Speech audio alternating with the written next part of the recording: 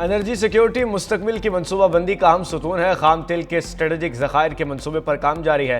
وزیر اعظم شہباز شریف کا energy security سے متعلق اجلاس میں اظہار خیال۔ اجلاس میں بتایا گیا علاقائی صورتحال کے باوجود بروقت اقدامات سے توانائی بحران پیدا نہیں ہوا۔ وزیر اعظم نے ماحول دوست پالیسی کے تحت ای وی ٹرانسپورٹ کی طرف منتقلی، سرکاری سطح پر الیکٹرک بسوں اور موٹر سائیکلوں کے استعمال، چارجنگ سٹیشنز کے قیام میں تیزی اور مقامی بیٹری انڈسٹری کی حوصلہ افزائی کی ہدایت کی۔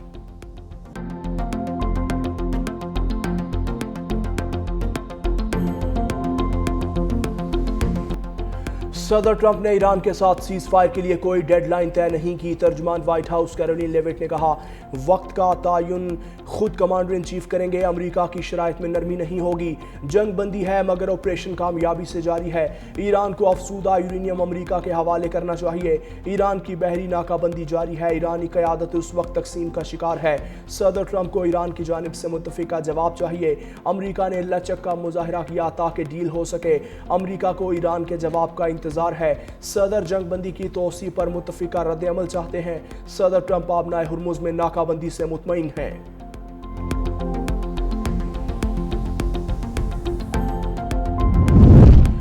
ہرمز ناکہ بندی کے دوران امریکہ میں ایک اور بڑی تبدیلی۔ امریکہ کے زیر وزیر بحریہ جان سی فیلن کو اچانک عہدے سے برطرف کر دیا۔ ہنگ کاؤ کو قائم مقام سیکرٹری آف نیوی مقرر کر دیا۔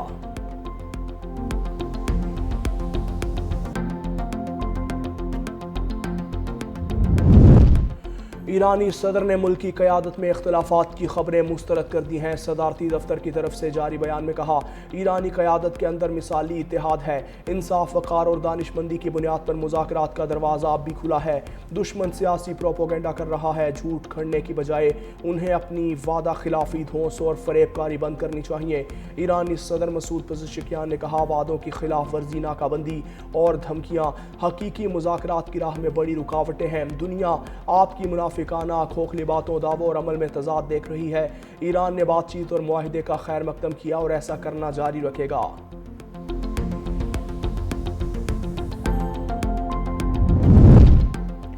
ایران جنگ بندی کے لیے پاکستانی کوششوں کو سراہتا ہے۔ ایرانی وزارت خارجہ کے ترجمان اسماعیل بقائی نے کہا، اس بات پر زور دیا کہ ایران کے قومی مفادات اور سلامتی کے تحفظ کے لیے ضروری اقدامات کر رہے ہیں۔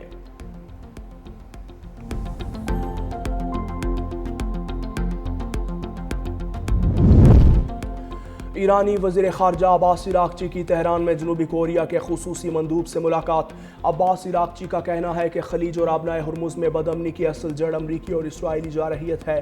ایران نے بین الاقوامی قوانین کے تحت اپنی سلامتی کے لیے اقدامات کیے۔ کسی بھی قسم کے نتائج کی ذمہ داری حملہ آوروں پر ہوگی۔ عباس عراقچی کا عالمی برادری سے امریکی اور اسرائیلی اقدامات کی سخت مذمت کا مطالبہ۔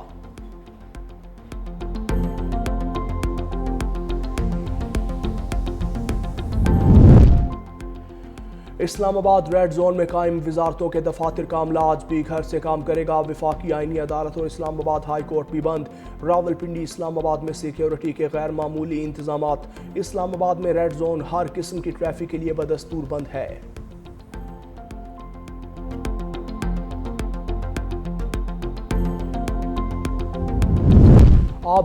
ایران نے آبنائے ہرمز میں ایک تجارتی جہاز پر قبضے کی ویڈیو جاری کر دی ہے۔ ویڈیو میں مسلح ایرانی اہلکاروں کو کارگو شپ پر چڑھتے ہوئے دیکھا جا سکتا ہے۔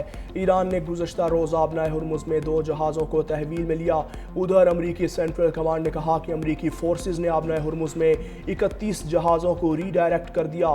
کچھ جہازوں کو بندرگاہوں کی جانب واپس بھیجا۔ ان میں زیادہ تر آئل ٹینکرز شامل ہیں۔ تمام جہازوں نے امریکی فورسز کی ہدایات پر عمل کیا۔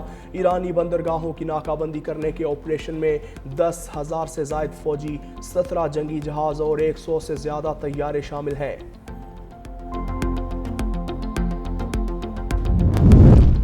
عالمی کشیدگی میں اضافہ، خام تیل کی قیمتیں مزید بڑھ گئیں۔ برنٹ کروڈ کی قیمت میں 3% سے زائد اضافہ ریکارڈ ہوا، جس کے بعد یہ $102 فی بیرل تک پہنچ گیا۔ WTI کروڈ 2.87% اضافے کے بعد $94 فی بیرل ہو گیا۔ ابوظہبی کا مربان کروڈ بھی 4.88% اضافے کے ساتھ $103 فی بیرل کی سطح پر جا پہنچا۔ رائٹرز کے مطابق خام تیل کی قیمتوں میں حالیہ اضافہ اس بات کا اشارہ ہے کہ عالمی سطح پر پیٹرولیم مصنوعات مزید مہنگی ہو سکتی ہیں۔ ایران جنگ سے متاثرہ خلیجی اتحادیوں نے کرنسی سویپ کی سہولت حاصل کرنے کی درخواست کی ہے۔ امریکی وزیر خزانہ اسکاٹ بیسنٹ نے کہا کہ ان ممالک میں متحدہ عرب امارات بھی شامل ہیں۔ کرنسی سویپ کا مقصد امریکہ میں اتحادی ممالک کے اثاثوں کی اچانک اور بے ہنگم فروخت کو روکنا ہے۔ کرنسی سویپ کے تحت امریکی محکمہ خزانہ کسی ملک کو عارضی طور پر ڈالر فراہم کرتا ہے اور بدلے میں اس کی کرنسی لیتا ہے تاکہ مالیاتی نظام میں استحکام برقرار رہے۔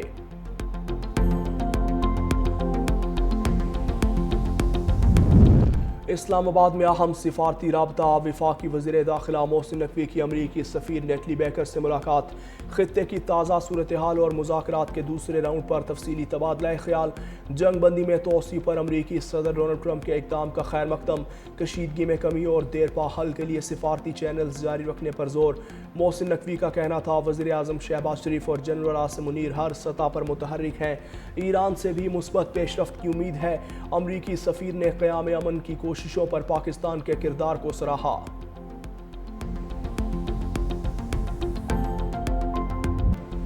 صہیونی فوج کی جنگ بندی کی خلاف ورزیاں جاری ہیں۔ جنوبی لبنان پر حملہ کر کے صحافی سمیت 5 افراد کو شہید کر دیا۔ اسرائیلی فوج کا وادی بقا میں ڈرون حملہ کر کے حزب اللہ کے 2 ارکان کو شہید کرنے کا دعویٰ۔ عرب میڈیا کے مطابق اسرائیلی فوج کے حملوں میں لبنانی صحافی ام الخلیل بھی جان کی بازی ہار گئیں۔ ام الخلیل کی لاش تباہ عمارت کے ملبے سے ملی۔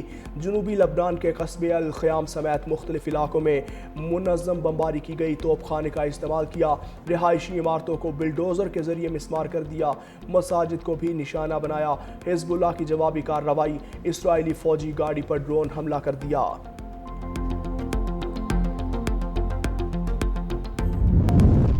ایران امریکہ مذاکرات پاکستان کی پوزیشن نمایاں۔ بھارت عالمی منظرنامے میں پیچھے رہ گیا۔